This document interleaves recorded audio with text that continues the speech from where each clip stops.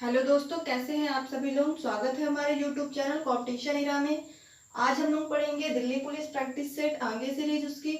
तो इसके पहले हम लोग 8 पार्ट तक पढ़ लिए हैं। अगर आपने नहीं देखा है वीडियो तो डिस्क्रिप्शन बॉक्स में लिंक दी है और प्लेलिस्ट में बनी हुई है, तो वहां से जाकर वीडियो देख लीजिए। आज हम लोग दिल्ली पुलिस प्रैक्टिस सेट का 9 पार्ट स्टार्ट करेंगे। तो चलिए स्टार्ट करते हैं। और स्टार्ट करने से पहले आपके जितने भी स्टडी ग्रुप हो वहां वीडियो को शेयर कर दीजिए। तो चलिए स्टार्ट करते हैं आज का टॉपिक। यहाँ पे हमारा पहला क्वेश्चन दिया हुआ है। क्या दिया है? कोलकाता से किसी स्थान के बस भाड़े का रेल भाड़े से अनुपात 3:4 है। यदि रेल भाड़े में 20% तथा बस भाड़े में 10% की वृद्धि की जाए तो बस भाड़े का रेल भाड़े से नया अनुपात क्या होगा। यहाँ पे एक बस और रेल भाड़े का क्या दिया हुआ है हमको? अनुपात। बस को 20 से लिख लेते हैं और रेल को 8 से लिख लेते हैं और दोनों का अनुपात कितना दिया है? 3:4 हमको दिया हुआ है। फिर आगे बोल रहा है कि रेल में जो है 20% की वृद्धि रेल भाड़े में और बस भाड़े में 10% की वृद्धि कर दी जाए तो नया अनुपात हमको बताना है। चलिए ये अनुपात है 3:4 है तो पॉइंट में आएगा। इससे अच्छा है हम इसको 300 और 400 मान लेते हैं तो कोई दिक्कत तो नहीं होगी, क्योंकि ये अनुपात है और 0 0 तो आपस में कट ही जाएगा तो फिर से तो नहीं आ जाएगा। तो अब आगे देखते हैं, जितना वृद्धि करेगा कर देते हैं। 300 किसका है? ये बस का है ना। तो बस वाले में कितनी वृद्धि कर रहा है? 10 की। तो कर देते हैं 10 की वृद्धि यानी 110/100। फिर अनुपात है 400। ये किसका है? रेल का है। तो रेल में कितनी वृद्धि कर रहा? 20 की यानी 120/100 हो जाएगा। ये 2 0 से ये 2 0 कट गए, ये 2 0 से ये 2 0 कट गए। 11 तिहाई 33।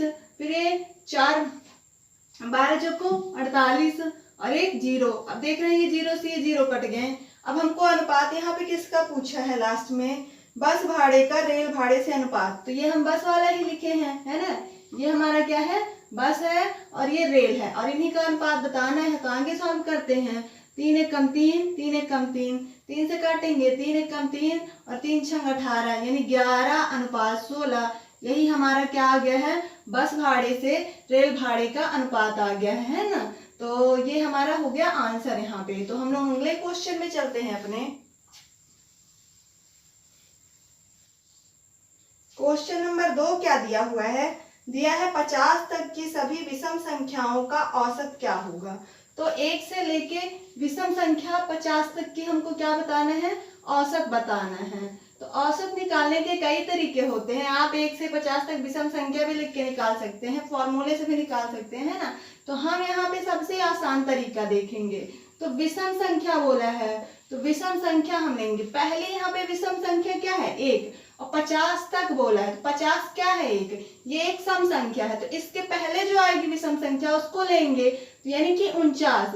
तो हम पढ़े हैं हमारा क्या होता है? औसत होता है। औसत बराबर होता है पहली संख्या प्लस अंतिम संख्या बटे क्या हो जाता है? 2 हो जाता है। ठीक है ना।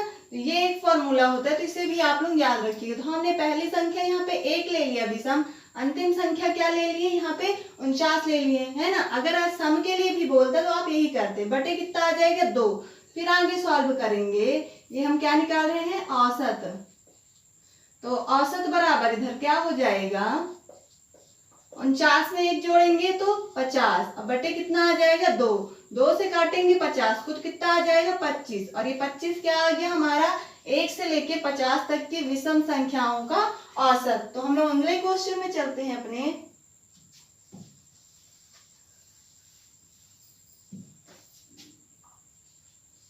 क्वेश्चन नंबर 3 क्या दिया हुआ है? दिया है किसी शहर की जनसंख्या में प्रति 5 वर्ष में 10% की वृद्धि होती है। यदि शहर की जनसंख्या वर्ष 1990 में 1,34,310 रही हो तो वर्ष 1980 में कितनी थी। यानी कि हमको 1990 में हमको यहाँ पे जनसंख्या दी हुई है ना। 1990 में कितनी थी जनसंख्या? यहाँ पे बोल रहा है 1,34,310 है। अब पूछ रहा है कि 1980 में क्या होगी या क्या थी। क्योंकि पहले है तो पास्ट की बात कर रहा है। अब यहाँ पे बोल रहा है कि हर 5 वर्ष में 10% बढ़ती है। ये हमको यहाँ पे दिया हुआ है। तो हम देख रहे हैं 1980 में से 1990 में जाने में कितने बार 5 आएगा? 2 बार 5 आएगा, क्योंकि टोटल कितना हो रहा है? 10 वर्ष। 10 वर्ष को हम लोग तोड़ेंगे, यानी कितने बार 5 आ रहा है? 2 बार। यानी कितने बार हम वृद्धि करेंगे ये 10 की? कि 2 बार। यहाँ पे 2 बार वृद्धि करेंगे। तो कर लेते हैं। चलिए, हमको 1980 में नहीं पता क्या जनसंख्या, तो हम मान लिए कि x थी, तो x थी। अब कितनी वृद्धि हो रही है? 10% की, यानी 110 बटे क्या आ जाएगा? 100। फिर 10 की वृद्धि होगी, 110 बटे 100 आ जाएगा। फिर आगे बराबर में कितनी जनसंख्या होगी? 1,34,310 हो जाएगी। फिर देखते हैं, ये 2 जीरो से ये 2 जीरो कट गया। अब ये संख्या 11 से कटेगी। 11 एकम 11, 11 से काटते हैं तो 11 एकम 11, बचा 2, 11 दूनी 22। फिर यहाँ बचा 2, तो 11 से काटेंगे तो 11 दूनी 22। फिर बचा 1, तो 11 एकम 11 और 1 0। फिर 11 से काटते हैं, 11 एकम 11, 11 एकम 11। फिर यहाँ कितना बचा? 1, तो 11 एकम 11। फिर बचा 1, तो 11 एकम 11 और 1 0। ठीक है, हम आगे देखते हैं। इधर x है बराबर, ऊपर तो सब संख्या कट गई और नीचे यहाँ पे सिर्फ कितना बचा है? 100। और ये इधर बटे में है और बराबर को उधर जाएगा तो क्या करेगा? गुणा करेगा। तो लिख देते हैं 1110 गुणे यहाँ पे कितना हो जाएगा? 100। तो x बराबर हमारा कितना आ जाएगा? 1,11,000 रुपए, है ना। यही हमारा क्या हो जाएगा? आंसर। ठीक है, तो हम लोग अगले क्वेश्चन में अपने चलते हैं।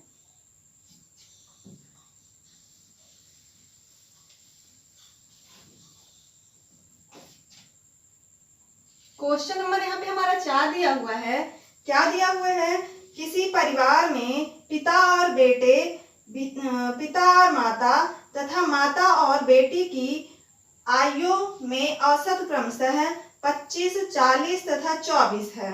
तो बेटे की आयु क्या है? यहाँ एक परिवार दिया है जिसे हम पिता को P से डिनोट करते हैं और पिता और बेटा, बेटा को B से, है ना। पिता और बेटा की औसत आयु यहाँ पे कितनी दी हुई है? 25 दी हुई है। फिर आगे देख रहे हैं पिता और माता, पिता को P से, माता को M से, है ना। पिता और माता की औसत आयु जो यहाँ पे है 40 वर्ष दी हुई है। फिर उसके बाद हम लोग देखते हैं माता और बेटा, बेटा को B से, है ना। माता और बेटा की यहाँ पे औसत आयु कितनी दी हुई है? 24 वर्ष। हम देखते हैं अगर इनको हम सबको जोड़े तो यहाँ पिता भी देख रहे हैं 2 बार आ रहा, माता भी 2 बार आ रही और बेटा भी 2 बार आ रही। तो सबको हम लोग 2 कॉमन ले लेंगे और जोड़ देंगे तो P और M प्लस B आ जाएगा, है ना। यानी कि पिता, माता और बेटा तीनों आ जाएंगे बराबर। इधर भी जोड़ देंगे तो 5 4 9 हो जाएगा। और सॉरी, यहाँ पे कितने लोग हैं? 2 2 लोग हैं। तो पहले इसमें कितना का 2 को मल्टीप्लाई करेंगे, है ना। तो कर देते हैं तो 25 दूना 50। फिर यहाँ भी करेंगे तो 40 दूना 80 हो जाएगा। इसी तरह यहाँ भी करेंगे तो क्या हो जाएगा? 24 दूनी 48 हो जाएगा। अब जोड़ते हैं तो यहाँ पे कितना आ जाएगा? 8 और 8 4 12, 12 5 17 हो जाएगा। 2 से काटेंगे यहाँ पे हम लोग, 2 8 16, बचा 1, तो कितना हो जाएगा? 2 9 18। हम देख रहे हैं पिता, माता प्लस बेटा की आयु कितनी आ गई है? 89 वर्ष, है ना। अब यहाँ पे आगे क्वेश्चन पढ़ते हैं। तो हमको पूछा क्या है? बेटे की आयु है। तो अब यहाँ हमको किसका निकालना है? बेटा का निकालना है। तो बेटा की अगर निकालना है तो किसको हटाना पड़ेगा? यहाँ से माता पिता को हमको हटाना पड़ेगा। तो माता पिता की औसत आयु जो है उसको हम हटा देते हैं। तो हम देख रहे हैं यहाँ पे माता पिता की कितनी है? यहाँ पे 80 दी हुई है। तो यहाँ माता पिता प्लस माता कितनी है? 80। घटा देते हैं तो ये कट जाएगा, पिता से पिता, माता से माता। इधर क्या बचेगा? बेटा। और यहाँ इसको भी घटा देंगे तो 9, 8 से 8 कट गए, यानी बेटा बराबर कितना आ गया है? 9 वर्ष। और यही हमारे यहाँ पे क्या हो जाएगा? आंसर। ठीक है, तो हम लोग अगले क्वेश्चन में अपने चलते हैं। क्वेश्चन नंबर 5 हमारा यहाँ पे क्या दिया हुआ है? दिया है यदि X square plus Y square बराबर 41 तथा एक्स वाई बराबर 20 हो, जबकि x बड़ा है 0 से, y बड़ा है 0 से, तो x तथा y का औसत होगा। यहाँ पे हमको वैल्यू दी हुई है X square plus Y square equal to कितना दिया है 41, ठीक है। फिर उसके बाद क्या दिया है, एक्स वाई दिया हुआ है कितना है 20 है। फिर आगे दिया है कि x जो है 0 से बड़ा है और y भी है जो 0 से बड़ा है, ठीक है ना। ये दिया हुआ है हमको, ये दो प्रकार के साइन होते हैं। ये जो इधर जिधर साइड बड़ा होगा तो वो बड़ा होता है, जिधर साइड छोटा होगा तो छोटा होता है, यानी इसका मतलब क्या होता है x बड़ा है 0 से। तो हम लोग देख रहे हैं ये, और ये हमको किस फॉर्मूले में मिलता है, x प्लस वाई के होल स्क्वायर में। तो लगा देते हैं ये फॉर्मूला, तो a square plus b square plus 2ab, ठीक है। अब इसकी वैल्यू हमको यहाँ पे नहीं पता है तो इसको एज इट इज लिख देंगे। अब यहाँ पे इसकी वैल्यू पता है प्लस इसकी वैल्यू भी हमको पता है। सॉल्व करते हैं, x प्लस वाई का स्क्वायर बराबर क्या हो जाएगा यहाँ पे 41 प्लस 20 दूनी 40। अब इनको जोड़ देते हैं हम लोग, तो इधर x प्लस वाई का स्क्वायर बराबर 40 में 41 जोड़ेंगे तो क्या हो जाएगा 81। इधर स्क्वायर काटेंगे तो स्क्वायर रूट लग जाएगा। तो x प्लस वाई बराबर इधर क्या, ये 81 किसका स्क्वायर होता है 9 का, यानी वो संख्याओं का योग तो हमें क्या हो गया 9 है। अब हम जानते हैं, अभी पढ़े हैं पीछे, कि दो संख्याओं का योग करने के लिए क्या कहते हैं, पहली संख्या अंतिम संख्या बटे 2, है ना। तो कर देते हैं यहाँ पे दोनों संख्याओं का योग, तो ये हम क्या निकाल रहे हैं औसत। तो दो संख्याओं का योग तो 9 आ गया है, और औसत के लिए बटे 2, 2 से काटेंगे तो 4.5 आ जाएगा, है ना। 2 चौको 8 बचा 1, दशमलव लगाएंगे तो 10 हो जाएगा, 2 पंचे 10, यानी औसत यहाँ पे हमारा कितना आ गया है उन संख्याओं का 4.5, और यही हमारा क्या हो जाएगा यहाँ पे आंसर, ठीक है ना। तो हम लोग अगले क्वेश्चन में चलते हैं अपने।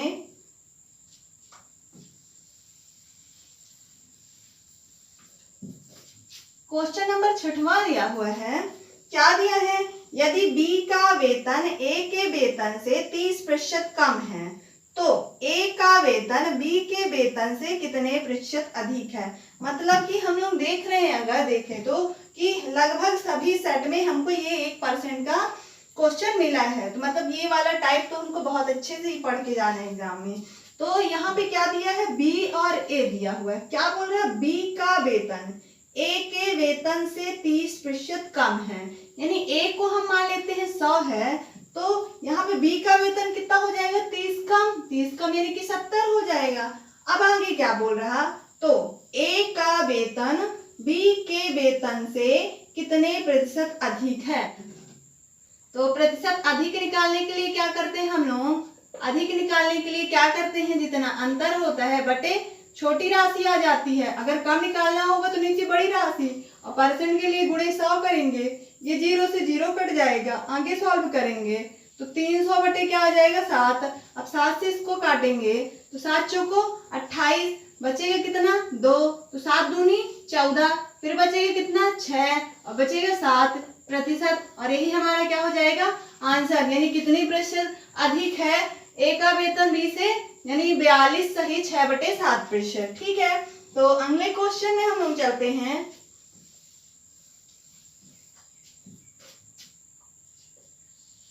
क्वेश्चन नंबर 7 क्या दिया है, चावल के मूल्य में 12 सही 1/2% की बढ़ोतरी होने पर एक व्यक्ति को 18 रुपए में 250 ग्राम चावल कम मिलता है। चावल का प्रति किलोग्राम वर्तमान मूल्य है ना। यहाँ पे हम देख रहे हैं कि एक व्यक्ति के पास कितने रुपए हैं, 18 रुपए थे। अब उसको शुरू में नहीं पता है कि वो कितने रुपए कितना किलो चावल खरीद पाता, तो हमने मान लिया यहाँ पे कि वो x किलो चावल खरीदता है, ठीक है। फिर आगे हम लोग क्वेश्चन पढ़ते हैं, तो कितने की यहाँ पे कमी कर रहा है, 12 सही 1/2% की बढ़ोतरी होने पर, क्या कर रहा है वृद्धि होने पर। तो 12 दूनी 24 और 1 25 है ना, यहाँ पे 25 2 12 दूनी 24 1 25, 25/2 और प्रतिशत है हटा दिए तो क्या आ जाएगा 200। 25 से काटेंगे, 25 से कम और 25 8। हम देख रहे हैं यहाँ पे कितनी वृद्धि हो रही है, 8 में 1 की वृद्धि हो रही है, तो क्या हो जाएगी 1/9 हो जाएगा। तब जाके यहाँ पे हम लोग देखते हैं कि कितने कम चावल मिलता है, 250, और ये ग्राम में है, और इसको हम लोग किलोग्राम में बदलेंगे तो 1000 का भाग लगाएंगे, ठीक है ना, बटे 1000 कर देंगे। तो हम लोग अब आगे सॉल्व करते हैं।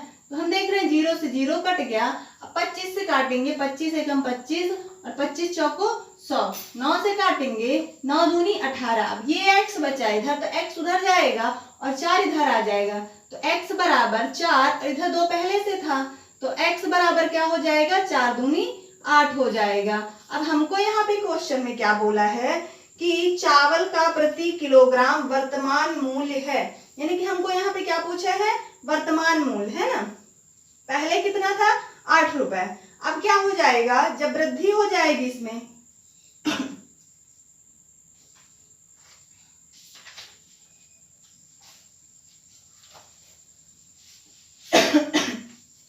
यहाँ पे क्या आ गया, x बराबर 8, तो चावल का वर्तमान मूल्य कितना आ गया, 8 रुपए, और यही हमारा क्या हो जाएगा यहाँ पे आंसर। तो हम लोग अगले क्वेश्चन में चलते हैं अपने। क्वेश्चन नंबर 8 हमारा यहाँ पे क्या दिया हुआ है, देखते हैं। किसी पूर्ण संख्या n को 4 से भाग देने पर शेषफल 3 आता है ना, तथा इस प्रकार प्राप्त भागफल को 3 से भाग देने पर शेषफल 2 प्राप्त होता है। यदि संख्या n को 6 से भाग दिया जाए तो शेषफल प्राप्त होगा। यहाँ पे हमको संख्या n दिया है, बोल रहा है 4 से भाग देने पर शेषफल 3 प्राप्त होता है, तथा इस प्रकार प्राप्त भागफल को 3 से भाग देने पर शेषफल, हमको यहाँ पे भागफल ही पता है, तो हम मान लेते हैं कि a है। अब इसको हम लोग अगर 3 से भाग दे रहे हैं ना, ये बोल रहा है कि 3 से भाग देने पर शेषफल 2 बच रहा है ना, 2 बच रहा है, प्राप्त होता है। यदि संख्या n को 6 से, अब यहाँ पे हम लोग क्या पता है, यहाँ पे हमको क्या पता है, ये डिवाइजर, जैसे हम लोग क्या बोलते हैं भाजक, और ये क्या है भाज्य, और ये क्या है होता है, ये जितने बार भाग गया, और इधर ये भागफल होता है ना। तो हम देख रहे हैं क्या हो जाता है, यहाँ पे कितने बार भाग गया, जो भी गया होगा तो यहाँ 2 बचा। तो जब हमारा इस प्रकार का सवाल होता है तो क्या होता है, हमारा भाज्य बराबर हो जाता है भाजक गुणे क्या हो जाता है, भागफल, और प्लस क्या हो जाता है, शेषफल, है ना। ये एक फॉर्मूला होता है। ये भी इंग्लिश में अगर इसी को देखें तो हम लोग इसको क्या बोलते हैं, डिवाइजर, इसका ये डिवाइडेंड इसको हम लोग बोलते हैं, डिवाइडेंड, डिवाइजर, इसको हम लोग क्वोशिएंट बोलते हैं, प्लस इसको हम लोग रिमाइंडर बोलते हैं, ठीक है ना। तो इसी के बेस में हम लोग सॉल्व करेंगे। यहाँ पे हम लोग देखते हैं भाजक तो हमको नहीं पता है, तो a है ना, हमारा भाज्य कितना है a। अब भाजक हम किससे भाग लगा रहे थे, 3 से, गुणे यहाँ भागफल हमने कितना माना, अंतिम भागफल जो था उसे 1 मान लेते हैं अपने से, प्लस यहाँ पे शेषफल 2 दिया हुआ है, तो हम देख रहे हैं यहाँ पे कितना हो जाएगा, 3 एकम 3, 3 2 5, है ना। ये कितना आ गया हमारा, 5 आ गया। अब आगे क्या बोल रहा है, प्राप्त होता है यदि संख्या n को 6 से भाग दिया जाए तो शेषफल प्राप्त होगा। तो यहाँ पे जो हमारा ये क्या आया है, 5 आ गया है। अब ये इसको हम लोग पहली संख्या मान लेते हैं, तो 5 को हम लोग किससे, 4 से गुणा कर देंगे, कि यहाँ पे किससे भाग दे रहे थे, 4 से, 5 को 20 हो जाएगा, और प्लस यहाँ पे शेष कितना बच रहा था, ऊपर वाले स्टेप में आने तो हम लोग 3 से, 5 को 20 और 20 3 23, यानी कि हमारा कितना यहाँ पे बच रहा था, 23 बच रहा, 23 हो रहा था, है ना। अब हमको इसको किससे भाग देना है, 6 से भाग देना है ना। तो 6 से भाग देंगे तो कितना हो जाएगा, 6 त्रिक 18, तो 23 में से हम लोग 18 घटा देंगे, 13 में से 8 जाएगा 5, और ये 2 से 2 कट जाएगा, यानी हम देख रहे हैं कि यहाँ पे हमारा कितना बच गया है, शेष जो है कितना बचेगा, 5, और यही हमारा क्या हो जाएगा, आंसर हो जाएगा, ठीक है ना, ऑप्शन नंबर डी, ठीक है। तो अगले क्वेश्चन में हम लोग चलते हैं।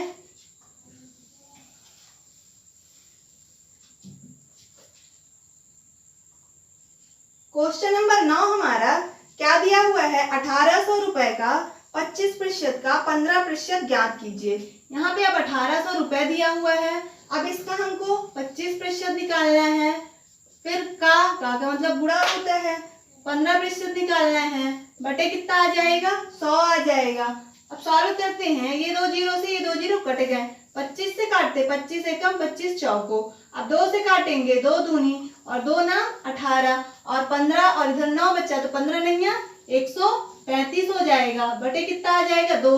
2 से काटेंगे, 2 छक्का 12, एक बचा तो 2 सते 14, फिर एक बचा 2 पंजे 10, तो कितना आ गया है 67.5। और हमको यहाँ पे ये क्या पूछा था, यही पूछा था, है ना।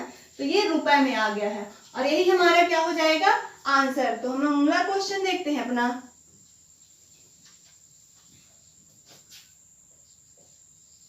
क्वेश्चन नंबर 10 क्या दिया हुआ है, यहाँ पे दिया है 8 और 128 का मध्य समानुपाती है। अब ये भी सवाल हम लोग काफी पढ़ चुके हैं। 8 और इसका मध्य अनुपाती यानी जो संख्या मध्य में आए 128 का, तो इसको हम लोग कैसे लिखते हैं 8/a, और ये अनुपात समानुपात का चैप्टर का है और a बटे क्या हो जाएगा 128। अब यहाँ देखेंगे a का गुणा करेंगे तो a² बराबर ये 8 गुणे क्या हो जाएगा 128 हो जाएगा। इधर इसको स्क्वायर काटेंगे, इधर स्क्वायर रूट लग जाएगा। अब हम इसका देखते हैं 128 16 8 128 होता है, तो a बराबर इधर हम लिख सकते हैं 8 गुणे और 16 को लिख सकते हैं 4 चौको 16। हम देख रहे हैं एक 8 का पेयर बन रहा है, एक 8 बाहर आ जाएगा, एक 4 का पेयर बन रहा है, 4 बाहर आ जाएगा।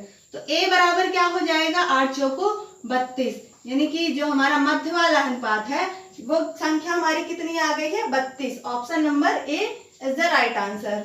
अगले क्वेश्चन में चलते हैं अपने हम लोग। 11वां नंबर क्वेश्चन दिया हुआ है। क्या दिया है, एक संख्या को 3 गुना तथा उसी संख्या के 1/4 का योग उस संख्या के 40% से 228 अधिक हो तो वह संख्या क्या होगी। हम मान लेते हैं वहां पे हमारी संख्या कितनी है a है। एक संख्या का 3 गुना, हमने कर दिया संख्या का 3 गुना तथा उसी संख्या के 1/4 का योग, यानी 1/4 यानी उसी संख्या का, तो इसी संख्या का 1/4, तो इसमें इसका गुणा कर देंगे तो a/4 आ जाएगा। हाँ, अब आगे क्या बोला है का योग, इन दोनों का योग उस संख्या के 40%। अब यही संख्या जो हम माने हैं इसका 40%।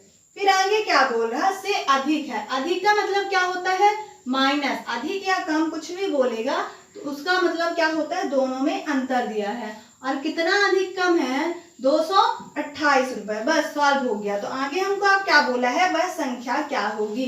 संख्या हमने यहाँ पे a माना है तो a की वैल्यू हमको बताना पड़ेगा। सॉल्व करते हैं, इसके बटे में कुछ नहीं है तो इनका इन दोनों का एलसीएम लेंगे तो 4 ही आ जाएगा। तो 4 × 12a प्लस a बटे में क्या आ जाएगा 4, माइनस यहाँ सॉल्व करेंगे तो इसको देख रहे हैं 0 से 0 कट गया, और भी कट रहा लेकिन नहीं काटते हैं, तो यहाँ पे कितना आ जाएगा 4a बटे 10 हो जाएगा, बराबर इधर कितना हो जाएगा 228। अब यहाँ 4 और 10 का एलसीएम लेंगे तो कितना हो जाएगा 40, यहाँ भी 40। 4 से देखते हैं 10 बार गया और ये 10 से 4 बार गया। अब ये 12 और a इसको जोड़ देते हैं तो ये 13a हो जाएगा। अब 13a का 10 भी गुणा करेंगे तो 130a आ जाएगा, माइनस यहाँ पे हम लोग देखें तो 4 चौको यहाँ पे कितना आ जाएगा 16a बटे कितना आ जाएगा 40 आएगा, जो एलसीएम दिए हैं 200 इधर 28 बचेगा ही। 130 में से अब हम 16 क्या कर देते हैं माइनस कर देते हैं तो 10 में से 6 गए 4 और ये अपनी हासिल इसे दे देगा, 3 में से 2 जाएगा तो 1 और 1, यानी कि इधर क्या बचा है 114a बटे 40 बराबर इधर क्या बचा है 228, है ना। अब 114 से देख रहे हैं हम लोग 2 बार जाएगा, है ना।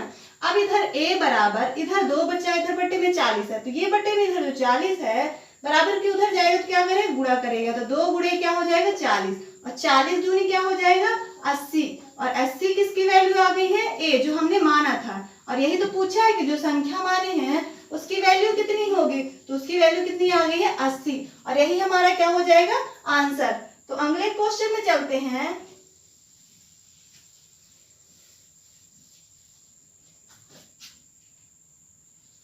क्वेश्चन नंबर 12वां क्या दिया हुआ है, दिया है किसी धन पर 2 वर्ष में 5% की दर से चक्रवृद्धि ब्याज और साधारण ब्याज में अंतर 35 रुपए है, तो वह धन कितना होगा। अब यहाँ पे अंतर हमको दिया है, ये भी हम लोग पीछे पढ़ चुके हैं, तो क्या हो जाएगा P और जितना r/100 का स्क्वायर हो जाता है 2 वर्ष के लिए होता है, और 3 वर्ष के लिए भी हमने बताया है। अगर आपने नहीं देखा है तो पीछे वाली वीडियो देखिए, उसमें पता चल जाएगा। 35 यहाँ P, अब यहाँ r की वैल्यू हमारी कितनी दी हुई है 5%, ठीक है ना। यहाँ 5/, क्या हो जाएगा हमारा 100 हो जाएगा, और इसका स्क्वायर तो हम लोग कर देते हैं, 5 से इसको पहले काटेंगे तो 5 दूनी 10 आ जाएगा, यानी 35 बराबर इधर क्या आ जाएगा P गुणे 1/20 गुणे 1/20। अभी इधर बटे में है, कुछ कट तो रहा नहीं, इधर आएगा तो क्या करेगा गुणा करेगा। 35 और 2 दूनी 4, तो 35 गुणे, यहीं पे कर लेते हैं, 35 गुणे कितना हो जाएगा 400। तो P बराबर कर दे, 4 पंचे 20 की 0, ऐसी लाइट दो, 4 3 12 13 14, और ये 2 0 पहले से थे, तो P बराबर हमारा कितना आंसर आ गया है मूलधन 14,000 रुपए, और यही हमारा क्या हो जाएगा यहाँ पे आंसर। तो अगले क्वेश्चन में चलते हैं हम लोग। 13 नंबर क्वेश्चन क्या दिया है यहाँ पे, दो संख्याओं का गुणनफल 256 है, यदि उनका महत्तम समावर्तक 4 है तो लघुत्तम समावर्तक क्या होगा। अब हम जानते हैं यहाँ पे क्या दिया हुआ है, दो संख्याओं का गुणनफल कितना दिया है 56, बराबर क्या होता है एलसीएम इंटू एचसीएफ होता है कि नहीं होता है, हमने पढ़ा है ना, a इंटू बी, यानी पहली संख्या गुणे दूसरी संख्या बराबर एलसीएम इंटू एचसीएफ। यहाँ दोनों संख्याओं का हमको गुणनफल कितना दिया है 256, बराबर आगे क्या दिया हुआ है, उनका महत्तम समावर्तक 4 है। अब एलसीएम हमको नहीं पता, महत्तम समावर्तक यानी कि एलसीएम एचसीएफ उनका कितना है 4 है, तो सॉल्व कर लेते हैं। तो हमारा एलसीएम आ जाएगा, 4 से काटेंगे तो 4 छंग 24 बचा 1, तो कितना हो जाएगा 16, तो 4 चौको 16, यानी कि इधर एलसीएम बचा, इधर क्या बचा 64, यानी एलसीएम हमारा कितना आ गया उन संख्या का 64, और यही हमारा क्या हो जाएगा आंसर। तो अगले क्वेश्चन में चलते हैं अपने। क्वेश्चन नंबर 14 क्या दिया हुआ है, 25% और 40% के दो क्रमिक बट्टे का समतुल्य बट्टा क्या होगा। यहाँ पे बट्टा हमको दिया है, तो पहले हम मान लेते हैं वो संख्या क्या रही होगी अंकित मूल, जिसमें हम लोग बट्टा देते हैं 100। अब उसमें 25 की छूट देना है, 25 की छूट यानी 75/100 हो जाएगा। फिर आगे कितने की छूट देना है 40 की, 40 की छूट यानी 60 बचा, 60/100 हो जाएगा। ये 100 से 100 कट गया। अब इसको देख रहे हैं, 25 से काट देते हैं, या 25 तिहाई 75, 25 चौको 100, 4 से काटेंगे तो 15 बार जाएगा 16 60 है ना। अब देख रहे हैं कितना हो गया, 15 तिया 45 यहाँ पे है ना, यानी 100 से 45 हो गया। कितनी छूट हम लोग दिए यहाँ पे 55% की, और यही हमारा क्या हो जाएगा, जो यहाँ पे कितना दिया था हमारा 25 और 40% की छूट है, जो समतुल्य किसके बराबर है 55% की छूट के बराबर है, और ये हमारा क्या हो जाएगा आंसर। तो हम लोग अगले क्वेश्चन में चलते हैं, और आज के अपने अंतिम क्वेश्चन में है ना। तो हमारा यहाँ पे 15 नंबर क्वेश्चन क्या दिया हुआ है, दिया है एक क्रिकेट खिलाड़ी की 9 पारियों का औसत जो है 10वीं पारी कुछ औसत है। फिर आगे बोल रहा है 10वीं पारी में वह 120 रन बनाता है, इस प्रकार उसका औसत 9 रन से बढ़ जाता है, तो उसके रनों का औसत बताओ। ठीक है ना, 9 पारी में उसने कुछ रन बनाया, तो हम मान लेते हैं कि 9 पारी में उसने x रन बनाए, तो 9 गुणे x हो जाएगा। अब 10वीं पारी में उसके रन का यहाँ पे औसत हमको दिया है, टोटल कितने रन बनाए ये हम औसत लिख रहे हैं, और ये कितने x है औसत 9 पारी में, तो रन कितने हो जाएंगे 9x, ये रन हो गया है ना। और यहाँ पे रन कितना हो गया है, औसत तो हमको डायरेक्ट यहाँ पे रन दिया है 10वीं पारी का। फिर आगे क्या बोल रहा है, इस प्रकार उसका औसत 9 रन से बढ़ जाता है, तो उसके रनों का औसत बताइए। हम देख रहे हैं 9 पारी में कितने रन बनाए 9x, 10वीं पारी में 120 रन बनाए, टोटल कितनी पारी खेला उसने 10 पारी, तब जाके उसका औसत कितना बढ़ जाता है। पहले का औसत हमने क्या माना है यहाँ पे, ये क्या होता है यहाँ पे औसत, तो पहले का औसत कितना माने हम लोग x, और कितनी वृद्धि हो गई है 9 की, है ना। तो अब आगे देखते हैं, आगे वो देखते हैं इधर क्या हो जाएगा 9x प्लस 120, ये 10 जाएगा उधर तो गुणा करेगा 10x प्लस 90 हो जाएगा। ये 9x उधर जाएगा तो कितना बचेगा, x बचेगा। ये 120 है और 90 इधर आएगा तो कितना बचेगा, 30 बचेगा। यानी x बराबर क्या आ गया, 30, है ना। और ये हमारा क्या आ गया, पहले का औसत आ गया है। यहाँ पे कितना औसत आ गया है, 30 आ गया है ना। अगर हमको नया औसत यहाँ पे पूछता तो नया औसत क्या हो जाता, हमने क्या माना नया औसत, x + 9, x कितना है 30 और 9 यानी 39 हो जाता हमारे यहाँ पे नया औसत। ठीक है ना। तो अगर आपको वीडियो पसंद आई है प्लीज वीडियो को लाइक, सब्सक्राइब एंड शेयर कीजिए, क्योंकि एक वीडियो बनाने में बहुत मेहनत लगती है। तो थैंक्स फॉर वॉचिंग।